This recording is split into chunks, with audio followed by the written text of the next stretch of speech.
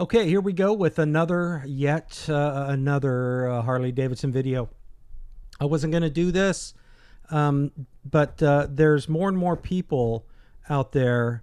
Some of them whom I respect, who are writing, "We won."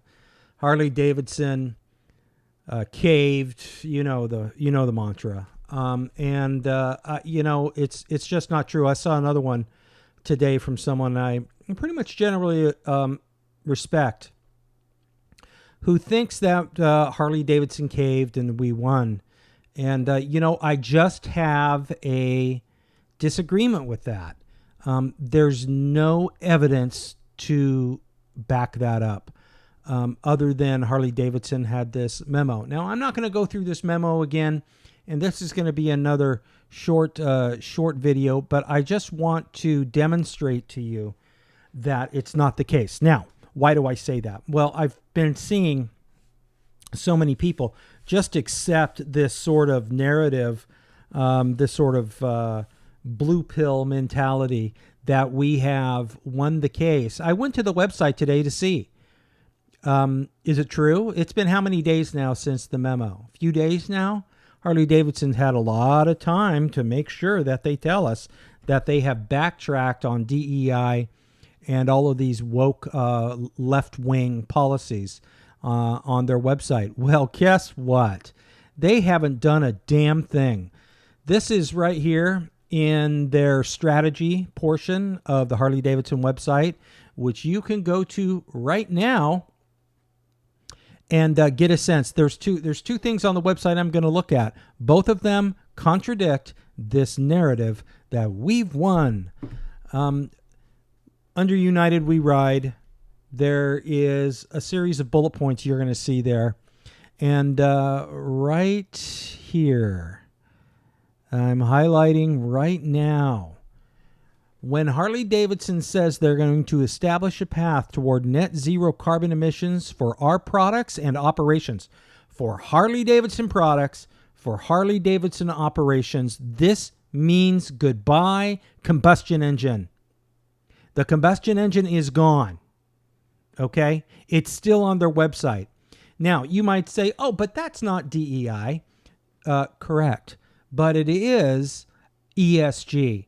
And DEI is just one of the three prongs from ESG. Now, before you say, okay, so we have a different problem. We got rid of DEI. Oh, no, you did not. You did not.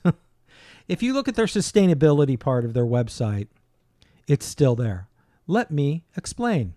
Or better yet, let's let Harley Davidson explain for us.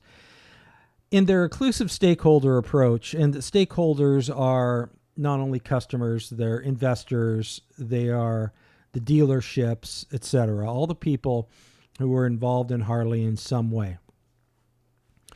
Let's read. Beyond sustainability and ESG, environmental, social, and governance, we seek to drive desirable product positive impact for all our stakeholders based on this simple premise. Are you ready? Here we go. We all do better when all are included. That's DEI. I mean, it sounds good on the surface, doesn't it? But that's not what they mean by it. How do I say that? Well, look. Our focus areas are inclusion and belonging. That's DEI right there. DEI is still on their website. The only thing they haven't included here is diversity. But they say that when they say all are included, that means diversity, then inclusion, and then belonging. That's the same ideology. It's still at Harley's website. Anyone can go to it. Now, the next problem here is, of course, more ESG, and that has to do with the environment. Driving a positive impact on our communities and creating a path to net zero, recognizing the interdependence between healthy societies and a healthy planet, and prospering, inclusive economies. This is globalism. This is a one world economic order. If you want to put it like the World Economic Forum or Davos, this is exactly what they're talking about. Okay? This is beyond economics. This is beyond building things that are excellent that people need. This is globalism and politics. That's all this is. And this is reorganizing the human species in such a way that it conforms to their ideal of this sort of secular utopia. It's the best way I can put it. I don't know any other way to really explain it. Now, if you look at their sustainability reports, you can also find some things in their governance documents.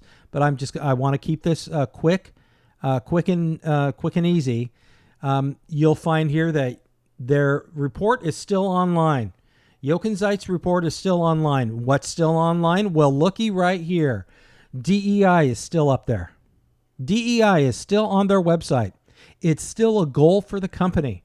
The company has not stated it's backing away from it at all.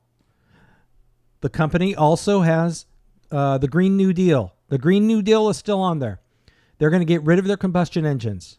It's going to be all live wire all the time. Okay? And then social impact and prosperity. This basically means we're going to enforce it. We're going to enforce diversity, equity, inclusion. We're going to enforce ESG.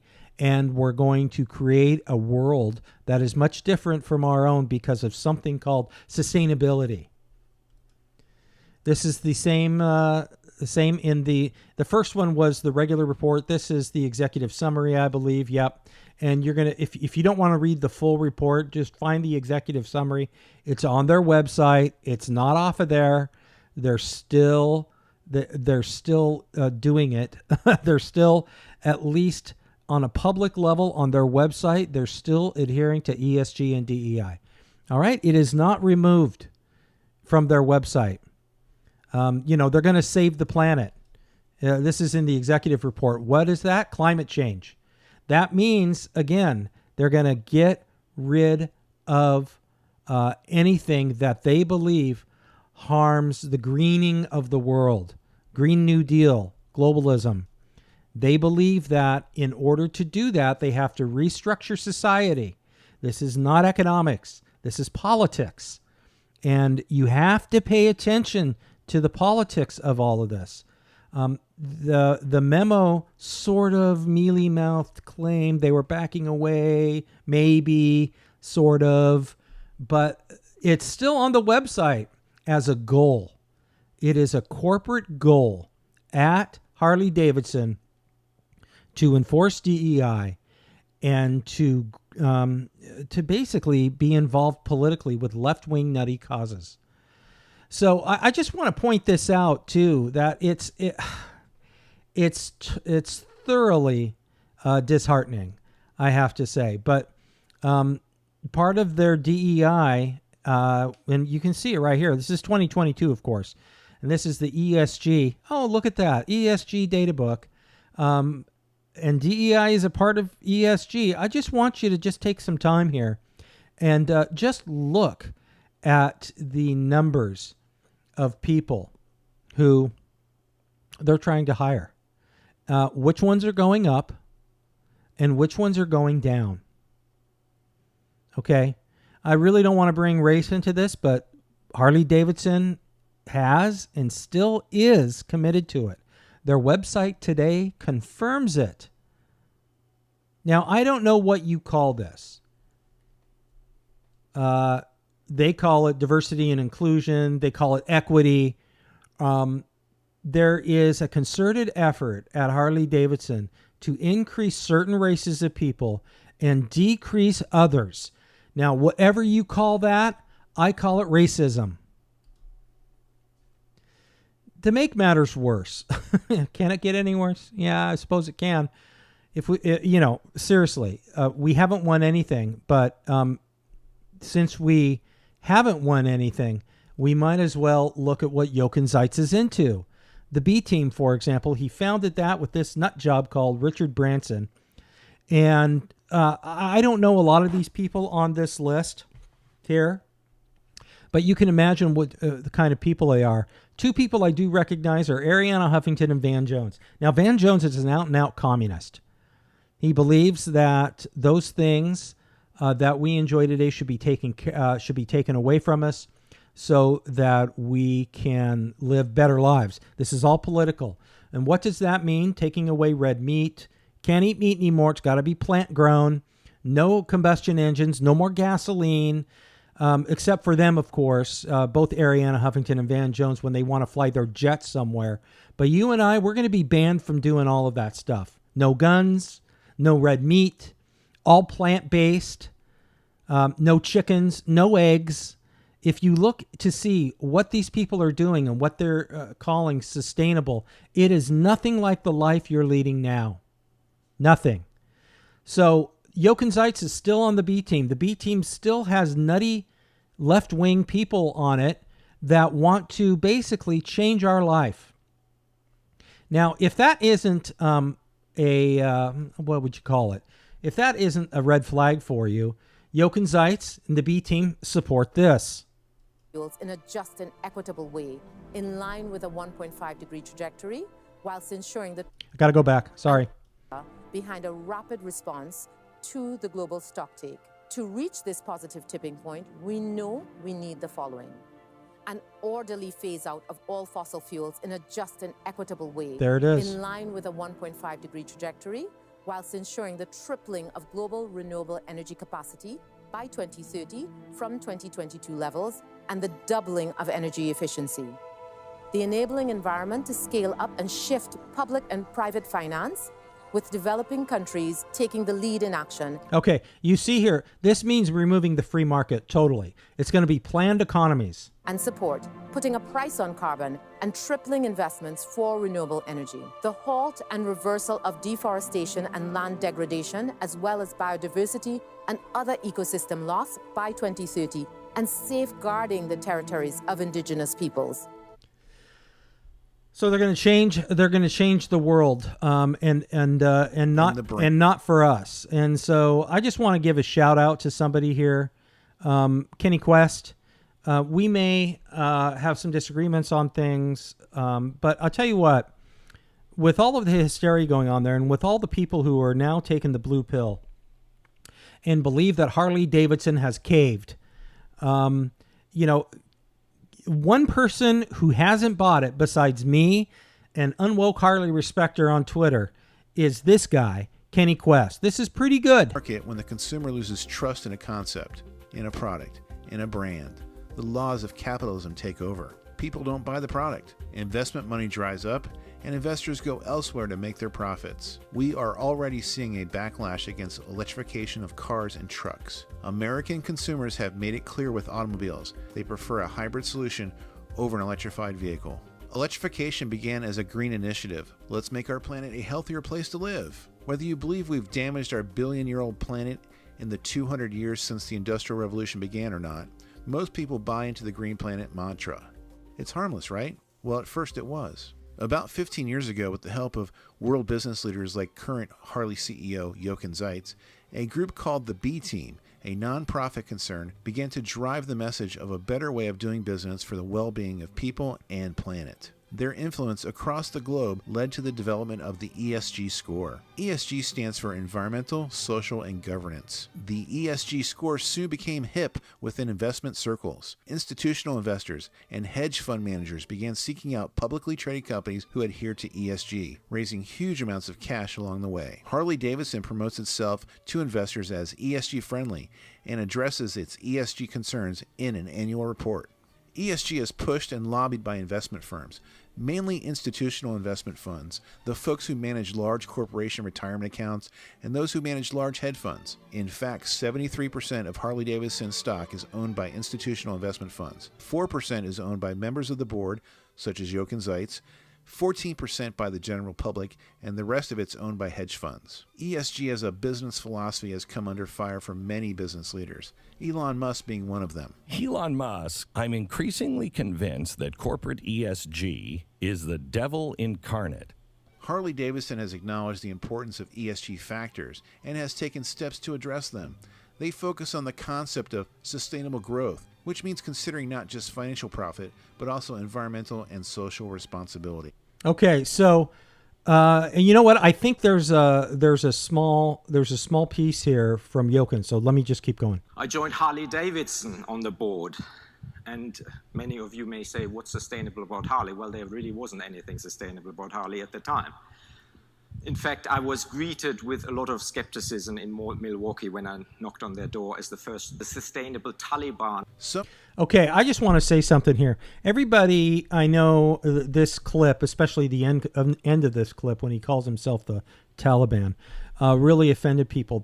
That was a secondary offense to me. The first offense was Jochen Zeitz said this: there was nothing sustainable at Harley when he arrived. Nothing sustainable. I think that's bullcrap. The riders, the people who bought their Harleys, the people who are returning customers, the historical line of people who have bought Harley Davidson and continue to support it, buy from Harley Davidson, indie shops modify Harley Davidsons. Everything was based on what Harley had done in the past. And that continued all the way up until this clown from Germany took over. That was sustainable. You know what's not sustainable? Is a company who pretty much tells its customers to screw off, change, or we're going to force you to do it. And that's what sustainability, the meaning has changed. Sustainability no longer means creating a customer base, growing the customer base, having a Harley owners group, going out on group rides, like Harley did in the beginning. That was sustainable. Now sustainability means what kind of political system can we put people in to realize our goals so we elites can feel better about ourselves for polluting the fucking planet. Pardon my French. But they're going to be the ones flying around with leaded gasoline airplanes. And we're going to be the ones now moved from leaded gas to unleaded. And all of a sudden, we're going to have these battery-powered vehicles which spontaneously combust and can't be put out in our garages. This battle is not over, folks. I implore you. Do not take the blue pill on this. Most people are absolutely incorrect that we've won anything at Harley. We haven't won a damn thing. And we need to be smart about what's happening. Because if you go along and you believe, oh, we won at Harley, and then you go about your day and your week and your months and a year, this is going to come back and you're going to go, hey, what the heck happened? And you're going to forget all about those people who took the blue pill and lied to you or didn't have enough discernment to realize that Harley hasn't backed away from anything. Jochen Zeitz is still at the B team. The B team is still rolling. On Harley's website, they're still dedicated to ESG. This war is not over, folks. Don't buy it. Don't buy that we have won. That only makes people complacent, so people like Jochen Zeitz can continue to do the things that he's been doing without us being aware of it. Harley is still woke, and they just want us to shut our eyes and take the blue pill. Hang loose.